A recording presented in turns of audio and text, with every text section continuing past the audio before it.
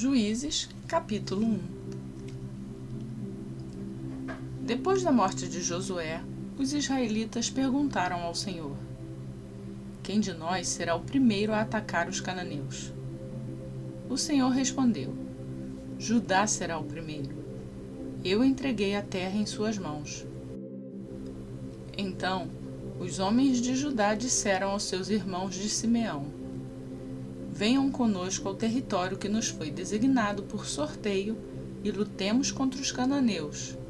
Iremos juntos para o território. E os homens de Simeão foram com eles.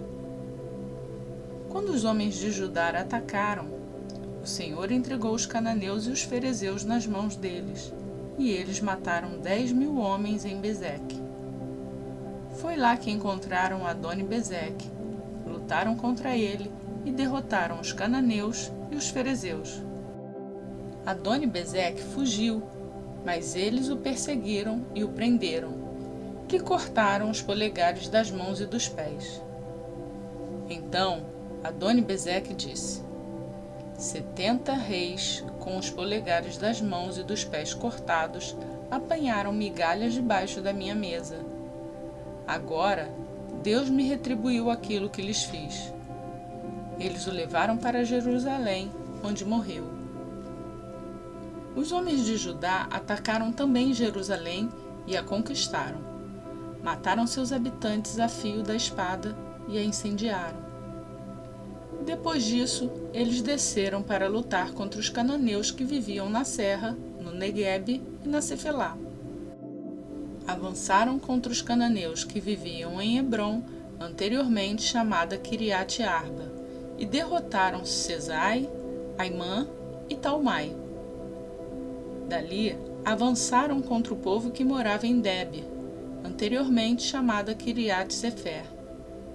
E disse Calebe: darei minha filha Axa em casamento ao homem que atacar e conquistar Quiriate Sefer.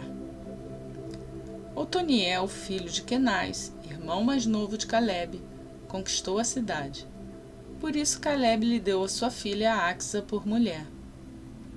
Um dia, quando já vivia com Otoniel, ela o persuadiu a pedir um campo ao pai dela. Assim que ela desceu do jumento, Calebe lhe perguntou: o que você quer? Ela respondeu: dê-me um presente. Já que o Senhor me deu terras no Neguebe, dê-me também fontes de água. E Calebe lhe deu as fontes superiores e as inferiores. Os descendentes do sogro de Moisés, o queneu, saíram da cidade das palmeiras com os homens de Judá e passaram a viver no meio do povo do deserto de Judá, no Neguebe, perto de Arade.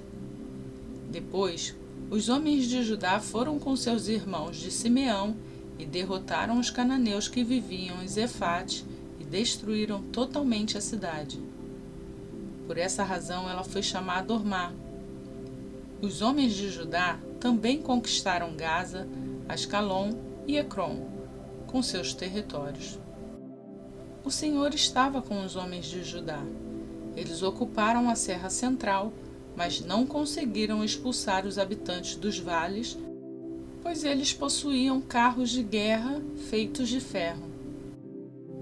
Conforme Moisés havia prometido, Hebrom foi dada a Calebe, que expulsou de lá os 3 filhos de Enaque. Já os benjamitas deixaram de expulsar os jebuseus que estavam morando em Jerusalém. Os jebuseus vivem ali com os benjamitas até o dia de hoje. Homens da tribo de José, por sua vez, atacaram Betel, e o Senhor estava com eles. Enviaram espias a Betel, anteriormente chamada Luz. Quando os espias viram um homem saindo da cidade, disseram-lhe: mostre-nos como entrar na cidade, e nós pouparemos a sua vida.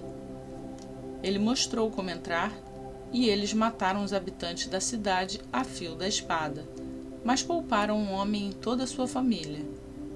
Ele foi então para a terra dos Hititas, onde fundou uma cidade e lhe deu o nome de Luz, que é o seu nome até o dia de hoje. Manassés, porém, não expulsou o povo de Bet-Seã. o de Taanaque, o de Dor, o de Ibleã e o de Megido, nem tampouco dos povoados ao redor dessas cidades, pois os cananeus estavam decididos a permanecer naquela terra. Quando Israel se tornou forte, impôs trabalhos forçados aos cananeus, mas não os expulsou completamente. Efraim também não expulsou os cananeus que viviam em Gezer, mas os cananeus continuaram a viver entre eles. Nem Zebulon expulsou os cananeus que viviam em Quitron e em Naalon, mas estes permaneceram entre eles e foram submetidos a trabalhos forçados. Nem Azer expulsou os que viviam em Aco, Sidom, Alabe, Aquizibe, Elba, Afec e Reobe, e por esse motivo o povo de Azer vivia entre os cananeus que habitavam naquela terra. Nem Naftali expulsou os que viviam em Bet-Semes e em Bet-Anate, mas o povo de Naftali também vivia entre os cananeus que habitavam a terra. E aqueles que viviam entre Bet-Semes e em Bet-Anate passaram a fazer trabalhos forçados para eles. Os amorreus confinaram a tribo de Dan à serra central, não permitindo que descessem ao vale. E os amorreus igualmente estavam decididos a resistir no Monte Heres, em Aijalon e em Saalbim.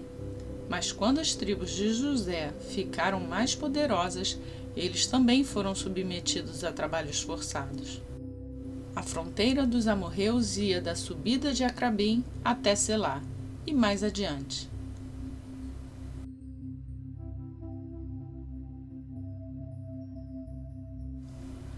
Juízes, capítulo 2. O anjo do Senhor subiu de Gilgal a Boquim e disse: Tirei vocês do Egito e os trouxe para a terra que prometi com juramento dar aos seus antepassados. Eu disse: Jamais quebrarei a minha aliança com vocês, e vocês não farão acordo com o povo desta terra, mas demolirão os seus altares. Por que vocês não me obedeceram? Portanto, agora digo a vocês que não os expulsarei da presença de vocês. Eles serão seus adversários e os deuses deles serão uma armadilha para vocês.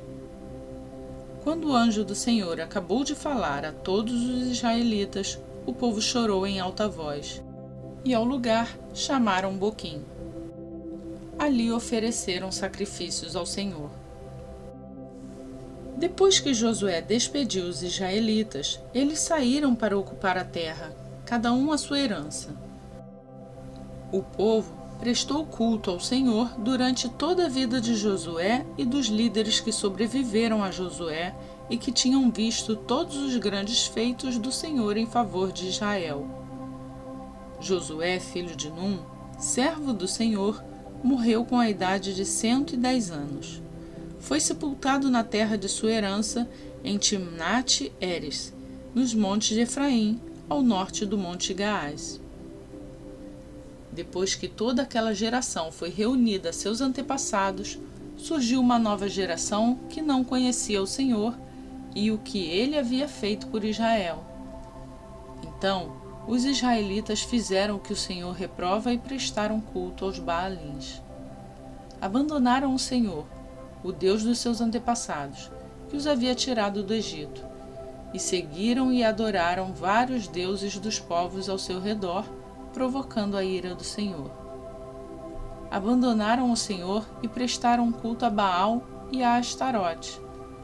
A ira do Senhor se acendeu contra Israel, e ele os entregou nas mãos dos invasores que os saquearam.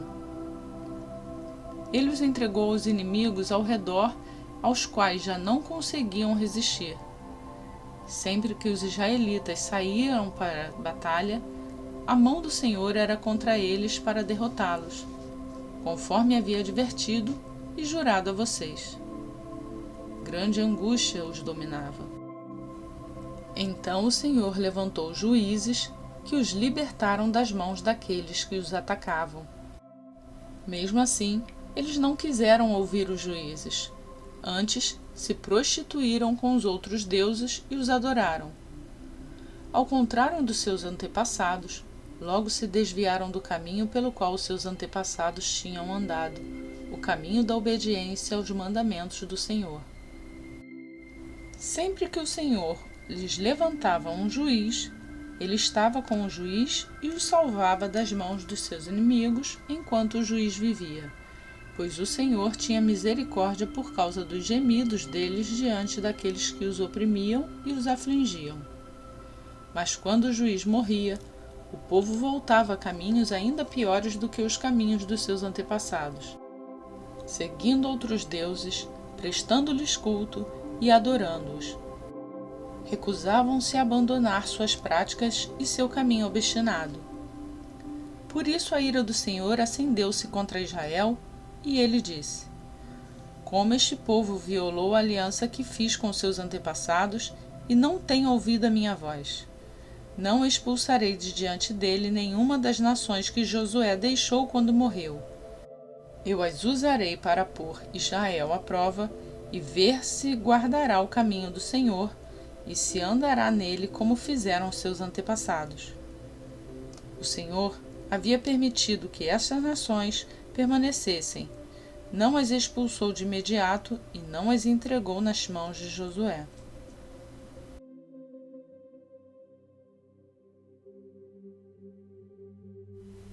Atos dos Apóstolos, capítulo 20.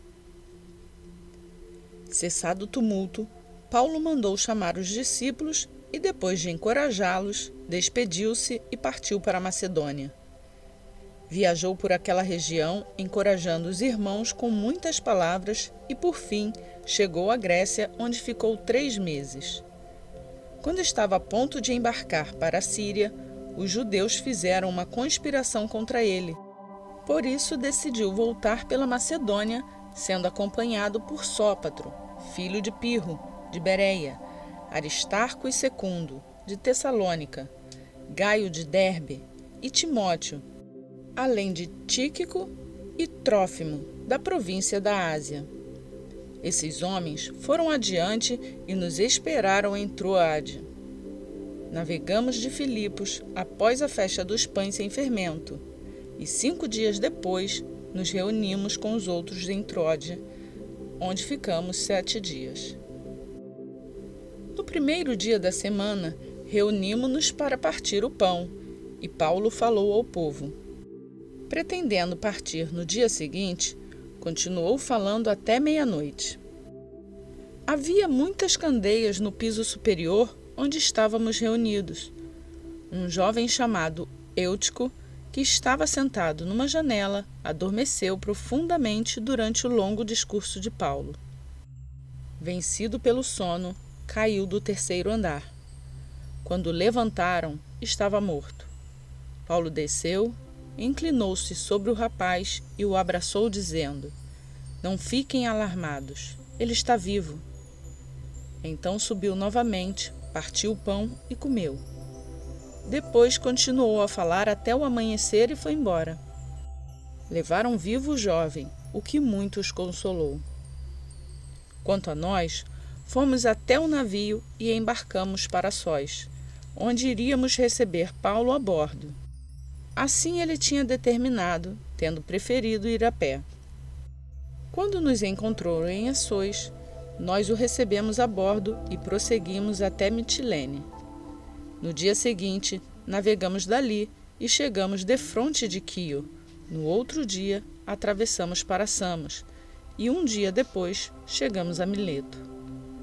Paulo tinha decidido não aportar em Éfeso, para não se demorar na província da Ásia, pois estava com pressa de chegar a Jerusalém, se possível, antes do dia de Pentecoste.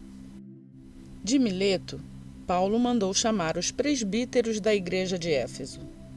Quando chegaram, ele lhes disse: Vocês sabem como vivi todo o tempo em que estive com vocês, desde o primeiro dia em que cheguei à província da Ásia. Servi ao Senhor com toda a humildade e com lágrimas, sendo severamente provado pelas conspirações dos judeus. Vocês sabem que não deixei de pregar a vocês nada que fosse proveitoso, mas ensinei tudo publicamente e de casa em casa. testifiquei tanto a judeus como a gregos que eles precisam converter-se a Deus com arrependimento e fé em nosso Senhor Jesus.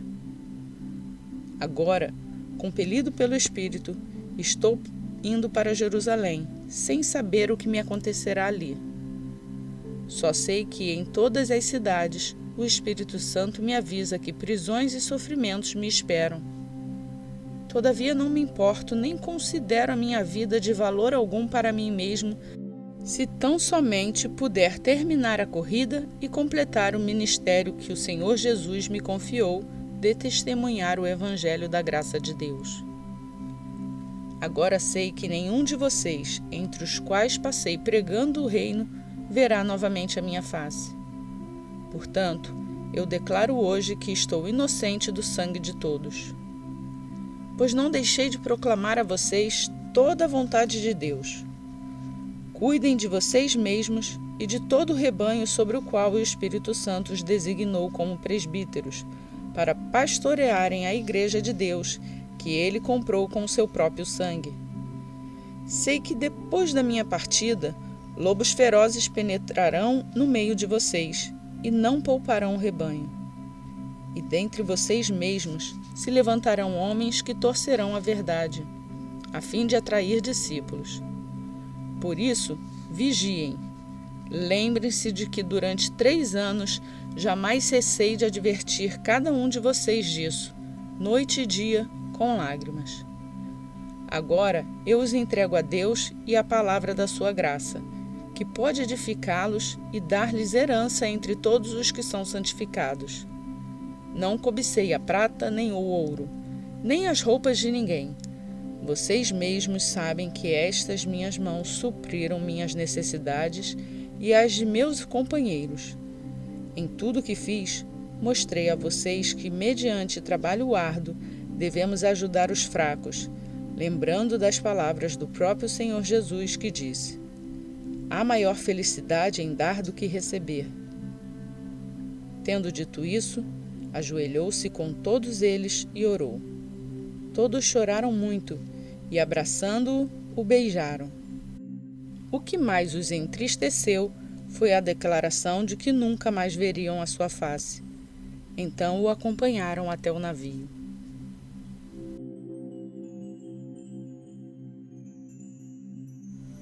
Completamos hoje a leitura do dia 109 do Plano de Leitura Bíblica. Tem sido uma bênção ter a sua companhia. Se você gostou desse vídeo, deixe o seu like. E se você acredita que essa palavra pode abençoar a vida de outras pessoas, compartilhe com ela. Assim como essa palavra abençoa a sua vida, você também pode abençoar a de outras pessoas. E para quem é novo aqui no canal, se inscreva e ative o sininho para ser informado todos os dias quando um novo vídeo for postado. Eu fico por aqui por hoje. Peço a Deus que Ele abençoe a sua vida e até amanhã, se assim Ele nos permitir.